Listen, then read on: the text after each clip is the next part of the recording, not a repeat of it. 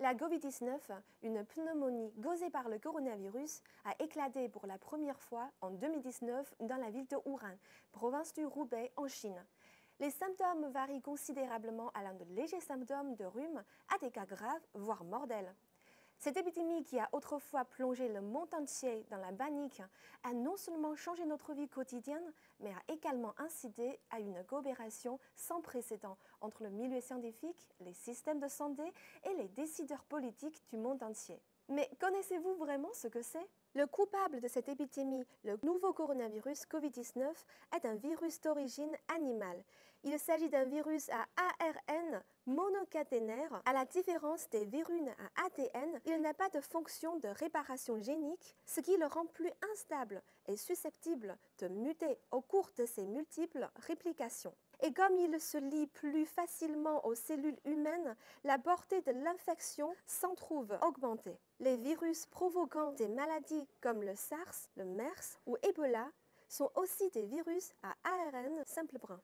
Lorsque le nouveau coronavirus a pénétré dans le corps humain par les muqueuses, il commence à se répliquer discrètement. Autrement dit, le virus et les cellules infectées s'associent pour multiplier rapidement le patrimoine génétique de l'intrus, augmentant la charge virale chez le malade. Mais durant cette période de réplication silencieuse, le virus n'est pas détecté par les cellules immunitaires. C'est pour ça qu'on parle de période d'incubation.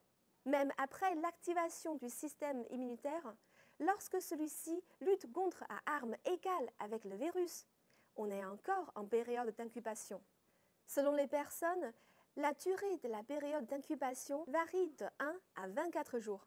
Il est lié à la quantité de virus qui sont entrés initialement dans la personne infectée et au physique de la personne infectée.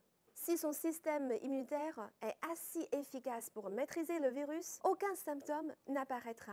Mais malgré l'absence de symptômes cliniques, l'hôte reste infectieux. Dans ce cas, le virus ne disparaîtra pas. Et telle immunité faiblira, la maladie se déclarera et les symptômes se manifesteront. Dans le cas où le système immunitaire de hôte infecté est défectueux, la personne tombera très rapidement malade. Alors, comment fonctionne exactement le système immunitaire ? En fait, il est en veille permanente. Nos muqueuses sont le premier filtre du système immunitaire. Malheureusement, lorsque le pathogène est trop virulent, comme dans le cas du coronavirus, l'immunité muqueuse ne suffit pas. Ensuite, le corps humain possède une deuxième couche d'immunité, les cellules immunitaires non spécifiques, qui attaquent et phagocytent les virus. Mais face au Covid-19, ceux-là sont également impuissants.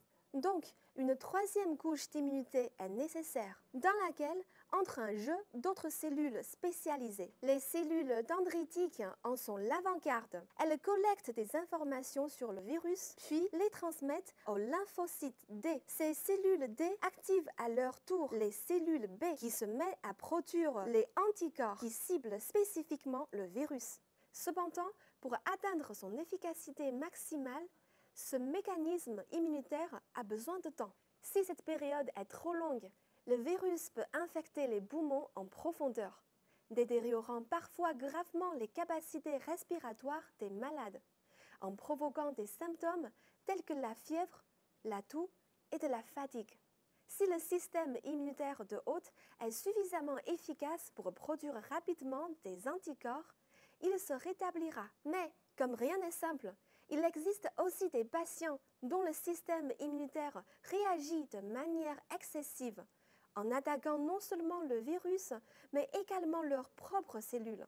C'est ce qu'on appelle une réaction auto-immune qui entraîne des dommages à l'ensemble des organes. Maintenant, tout le monde comprend que notre propre immunité est en fait notre arme la plus efficace pour battre l'épidémie. Et pour la rendre plus forte, il est nécessaire d'avoir une alimentation saine et une bonne hygiène de vie.